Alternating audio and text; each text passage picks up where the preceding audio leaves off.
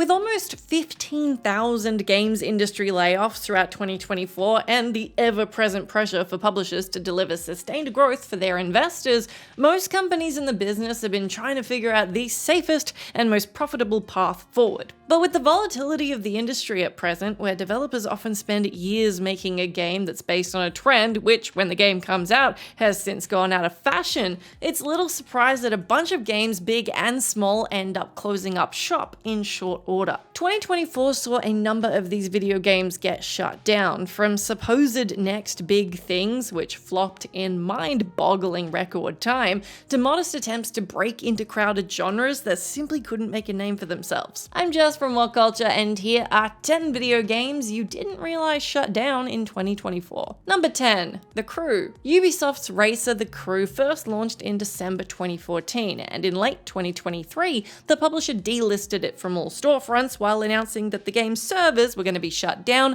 on March 31 of 2024, effectively killing it outright, given its online-only nature.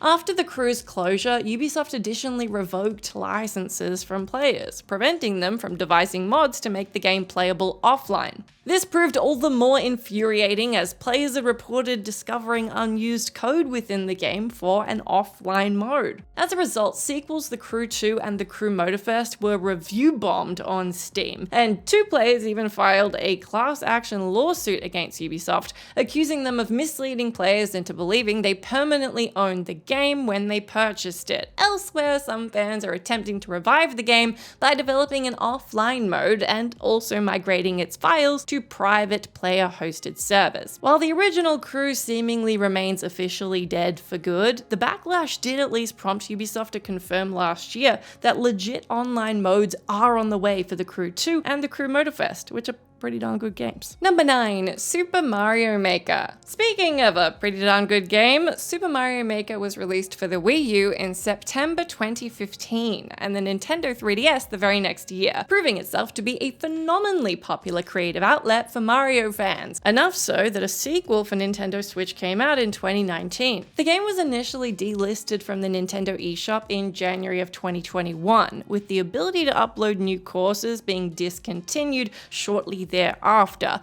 though it wasn't until last April that Super Mario Maker's full online suite was shut down, preventing players from downloading any previously uploaded courses. However, in something of a positive departing note, mere days before the game's servers went down, the community did manage to beat the final user uploaded level, which nobody had previously been able to complete, an infamously infuriatingly difficult stage called Trimming the Herbs. Though Super Mario Maker 2 did arguably surpass its predecessor in every way, and that's the case for a few games on this list, it's still a sad blow for game preservation to see such a spirited well of creativity be wiped out. Number 8, Redfall. Now, technically speaking, you can still play Arcane Austin's woefully disappointing FPS Redfall, but for all intents and purposes, the game has now been abandoned by the developer and is effectively left in maintenance mode, and I'm not sure why you would still want to play it anyway. Despite publisher Bethesda initially planning for Redfall to be a decade-long experience, mediocre reviews caused the game to drop to an average of less than 200 concurrent players on Steam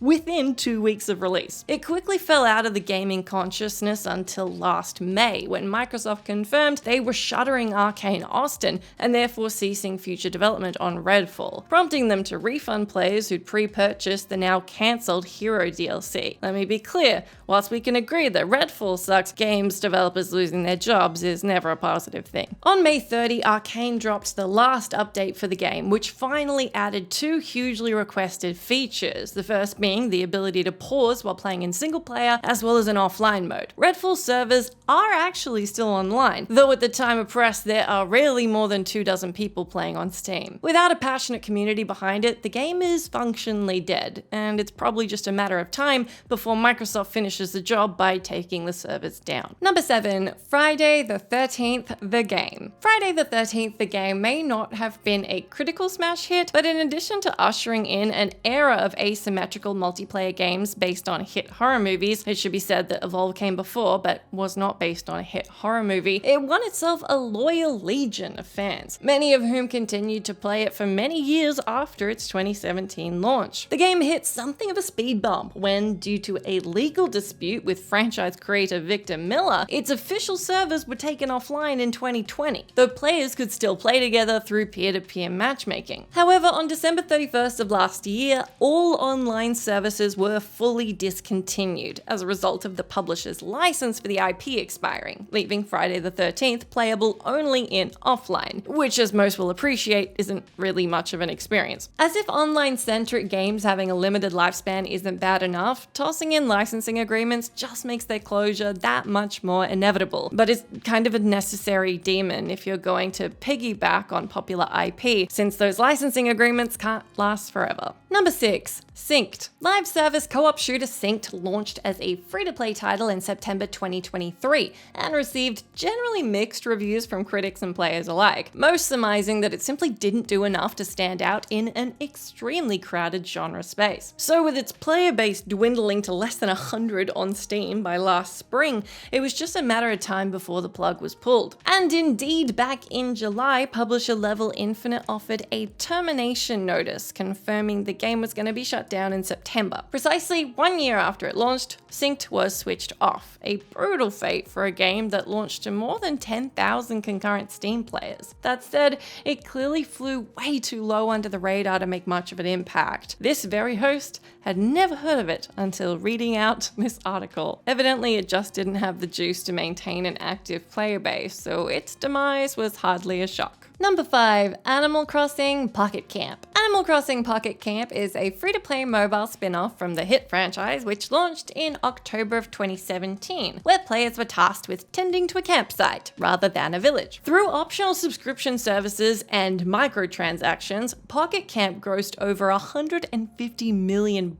by April of 2020. Though last August, Nintendo confirmed that the game was going to be shutting down its original iteration. Pocket Camp was indeed closed on November 28th of last year, though mere days later it was relaunched as a paid version, Animal Crossing Pocket Camp Complete, which at least had no microtransactions and did allow players to migrate their profiles from the free one. Although, of course, it's not free now. Even though the paid version launched for a nominal $10, not all players were thrilled about having to suddenly fork out money to keep on playing, which makes sense, especially as this new version removed the multiplayer functionality from the original release, one of its most popular and defining features. Number 4. The Day Before. Hilariously, The Day Before has already been long forgotten by most, or yet again, how did I not know this game even existed? Anyway, enough so you probably assumed that definitely not a scam multiplayer survival horror extraction shooter died a death in its launch year, which was 2023. After years of hype and mystery surrounding its launch, The Day Before finally dropped in early access on December 7 of 2023. And at that point, it was near universally panned by critics and players alike for its atrocious bug-filled gameplay. Just 4 days later, developer Fantastic removed it from sale, and the company itself closed barely 2 weeks after the game's launch. However, The Day Before's servers actually remained operational for an additional month, with the game ultimately closing up shop for good on January 22 of 2024. Since its failure, numerous ex-developers have spoken out about The Day Before's poor management behind the scenes, with Fantastic seemingly intentionally misrepresenting the game as an MMO, all while imposing crunch conditions on their employers. Last September, Fantastic attempted a comeback with a new physics-based game called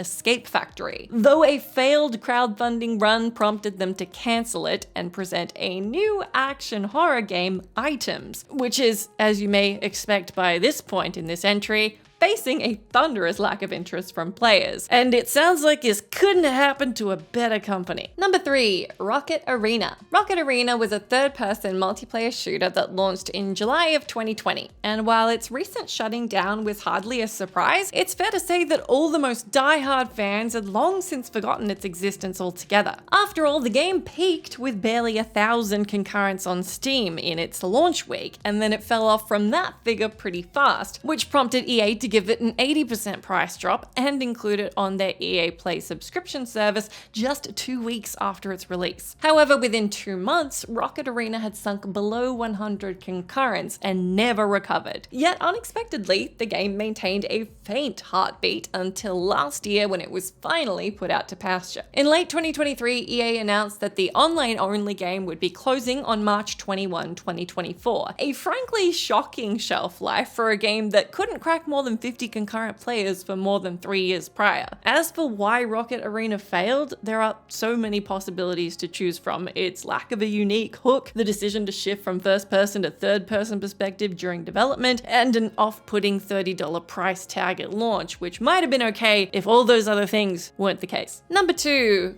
Concord. Okay, this is probably the exception to video games you didn't realize were shut down in 2024, because whether you played this one or not, you probably heard the hubbub that it didn't exactly go down well. Even the most skeptical of observers could never have predicted just how short-lived Sony's recent mega-budget foray into live service hero shooter fare would actually be. Concord, alleged to have cost around $400 million to produce over an 8-year period, launched this past August, and while poor open beta numbers and a general lack of player interest in the game suggested it wasn't going to be long for this world, pretty much everyone expected it to at least survive until 2025. But roughly a week after its launch, the game was reported to have sold just 25,000 units. That's across PS5 and PC, a disastrous figure for a game of this scale. Enough that Sony only took 10 days from Concord's launch to announce it was going to be taken offline and all copies refunded. On September 6th, 2 weeks to the day that Concord launched, service ceased as Sony re-evaluated the title, though analysts and players alike had little hope for the game ever going back online. And indeed, the very next month, Sony confirmed that Concord was dead for good, and developer Firewalk Studio additionally being shuttered. And personally, I think we return to the point I made a few entries ago, which is bad game bad. We can 100% agree on that, but people losing their jobs, that's a shame that seems to have become all too familiar in the industry of late. It's no understatement though to call Concord one of the most colossal failures in the history of video games. Yikes. Number 1, Little Big Planet 3.